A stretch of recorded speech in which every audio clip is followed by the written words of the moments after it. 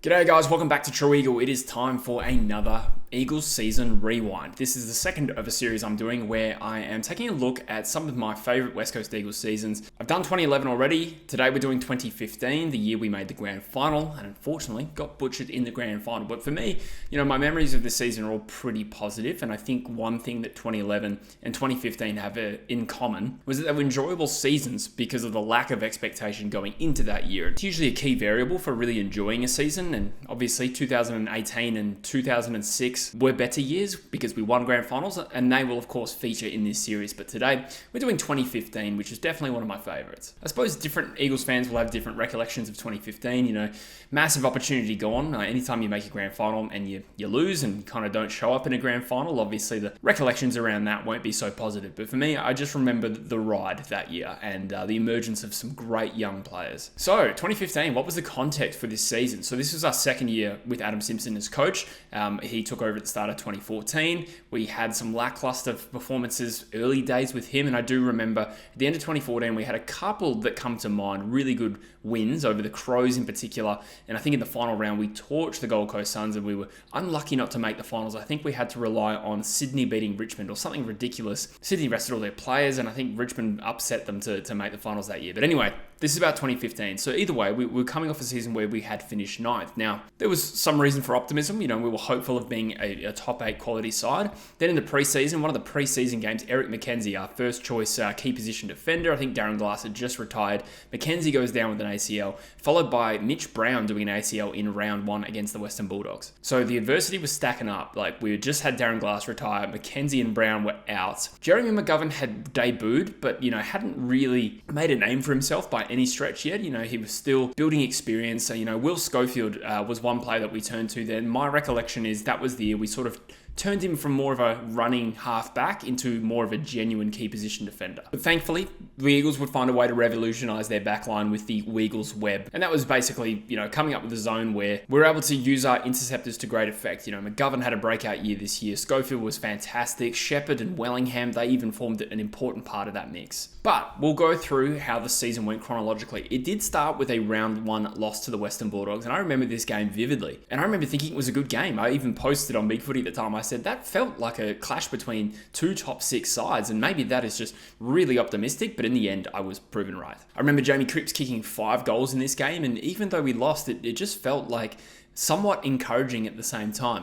Round 2, we then smashed Carlton by 70 points and Josh Kennedy kicked 10 goals. And this was one of Josh Kennedy's best seasons too. But again, nobody really cared because the label around the Eagles throughout that whole period really was this idea of being flat track bullies. We were beat up on the teams we were expected to beat because our forward line was super efficient. So if our midfield was able to break even to some extent and get the supply inside 50, our forward line was good enough to capitalise. So bottom line, a 70-point win over Carlton didn't really alleviate any doubts for those who did have doubts. Then round 3 was the most bizarre Western Derby I can remember, I think. So it's funny to think, you look at the stat sheet and you see Mark Lacroix kicks 5 goals. You think, oh shit, we must have won this derby. No, the scoreline at quarter time was 56 Fremantle to 4 West Coast, and I think the worst it got was 70 plays 5. In the second half, though, we managed to completely flip the game and we kicked 9 goals to 3. And at that time, it was unclear, did Fremantle just completely relax, or was it us actually just getting our shit together? Now, the safe and conservative bet was that it was the former, but when you consider what would happen throughout the rest of that season, maybe it was just us finding our true form. So we ended up losing that derby by about 5 goals in the end, which, it was a weird result, to be honest. And that was followed by a few easy wins against some lower ranked opposition. We smashed Brisbane at the Gabba, we beat up on GWS and Gold Coast at Subi. But this is where we did start to show some exciting form. Yes, we were beating up on some lower ranked sides, but I do remember in particular Elliot Yeo having an amazing game. I think he played as a midfielder forward against the Gold Coast Suns, had 29 possessions, kicked 4 goals too.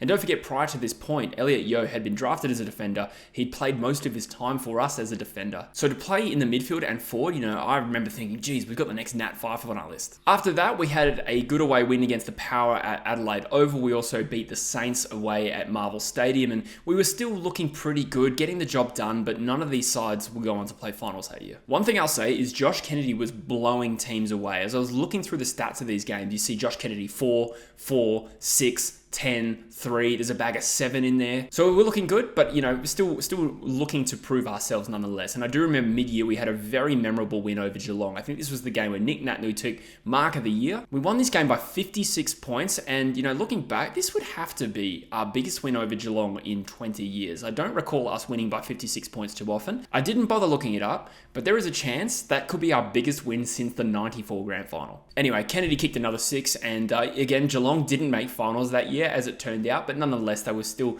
a pretty tough opposition, and this was a good, validating win. We had a tough trip to North in Tasmania. We lost to them by 10 points. We smashed Essendon and Perth, and then what followed this was what I thought was a pretty big test against the Richmond Football Club at the MCG. And don't forget, in addition to the flat track bully criticism that we copped, which was somewhat correct, the implication being we would fall short against, these bigger tests, we were also renowned for not playing well at the MCG. But we come out and win that game by 20 points. And for context as well, Richmond finished 5th that season. So we just beat a team that finished 5th that year at the MCG, clearly alleviating some doubts that our game style, which was arguably more suited to the narrow Subiaco oval, playing on the wide expanses, we seemed to get routinely picked apart on that ground. So to win against the Tigers was very legitimizing, it has to be said. So to summarize, at this point, we're looking like a very good team. 8-4. What is it about us that's making us so great? So we did talk a little bit about the Wiggles web, and that was where we could pick off opposition attacks if our midfield was putting on pressure. The interceptors like McGovern, Schofield, Shepherd, and Sharad Wellingham as well, who was an underrated player that year. Those guys were brilliant. Josh Kennedy was also in career best form. He ended up winning the Coleman that year by kicking 80 goals. And Andrew Gaff was also in career best form. He won an All-Australian wing spot that year. As did Matthew Priddis. He was the centerman in the All-Australian team that year. Brilliant inside. He'd won the Brownlow the year before, and from memory, he finished second in the Brownlow in 2015. I also remember Dom Sheed exploding in output in his second season at AFL level. I do remember his first season, I felt like he kind of struggled a little bit. We were pumping games into him, and then suddenly in his second season, with that slick back hairstyle, which I don't know if he kept for too long, but it looked good. But he went from 10 possessions a game to about 20, finished 3rd in the Rising Star that year, and he was huge. I'll also point out Jamie Cripps' breakout season coming in 2015. He kicked 34 goals that year, and here's a stat for you. Both times that Jamie Cripps has led the AFL in tackles inside 50, we made the grand final, and this was one of those years. So following that really impressive win over Richmond, we had another big test a few weeks later, coming up against Sydney. Now,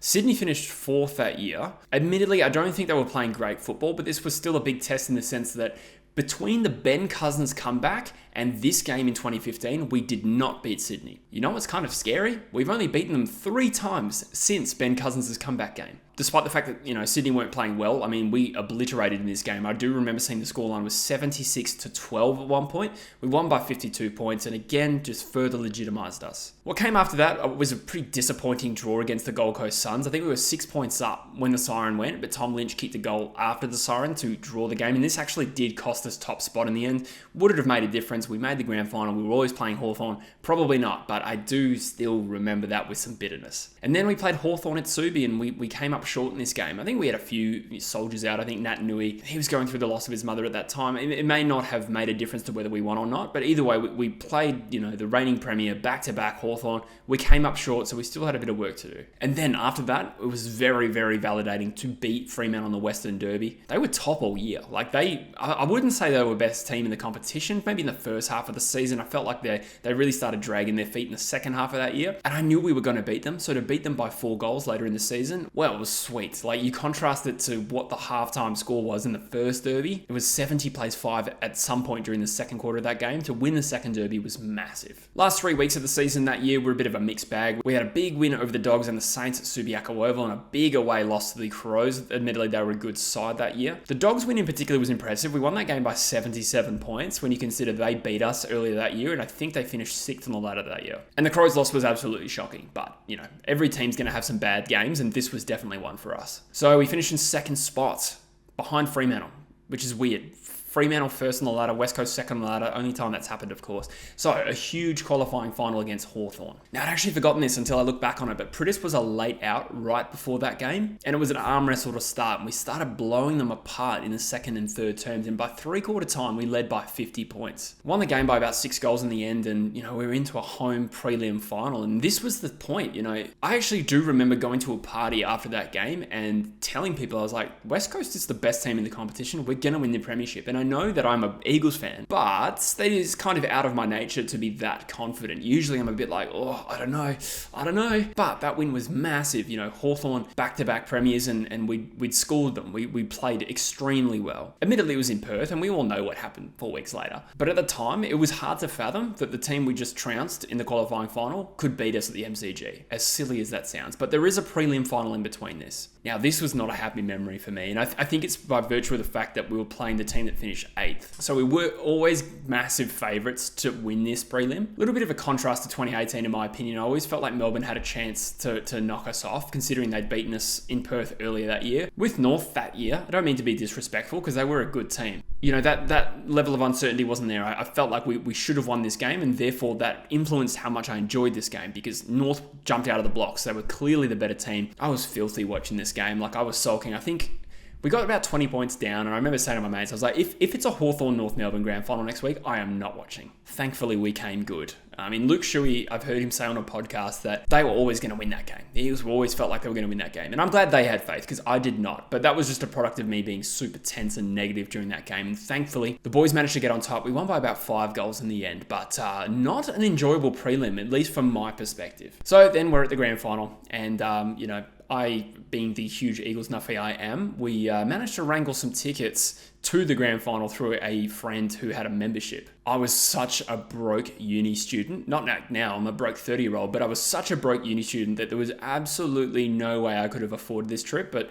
my friend Louis, who we started the True Footy YouTube channel together, he had a van, and he's like, let's just drive. So yeah, spent $250 on a ticket. I can't even remember how much it cost to drive over to Melbourne. Probably like $1,000 when you add it all up, but drove 40 hours with, we pretty much drove like 16 hours a day. We get there the morning of the grand final parade, and it's amazing. And I don't know how many of you have attended a grand final parade, but when your team's playing, it's so cool. I remember a brass band playing the Eagles song with like their trumpets and stuff like that. That just felt amazing. Unfortunately for me, and I will get back to the Eagles in a second, but I got a little excited. I was in Melbourne, Eagles were playing in a grand final, and decided to get absolutely written off that night. I was so hungover that despite being like one of the biggest Eagles diehards that I know, probably the biggest Eagles diehard that I know personally, I was so hungover that I was walking to the MCG the next day with Louis, and I didn't have any feelings. There was no nerves, there was no excitement. I was just like, where are we going again? And I do regret this, and it kind of ruined the pre-game buzz for me. But anyway, we'll talk about the game now. I'm sitting in the top tier, sort of on the broadcast side of the wing. For clarification, like sort of behind where Shuey kicked the first goal of the game, and also Luke Hodges' disgusting banana goal as well that happened, I think, in the second term. But yeah, Shuey wins an early high free kick the goal. I think, God, we're destined for a win here. It's going to happen. The roar of the crowd, I was like, the boys are on. Anyway, Cyril Rioli happens. Hawks get on top. They smash us. I do remember we had a bit of a late resurgence in the second term.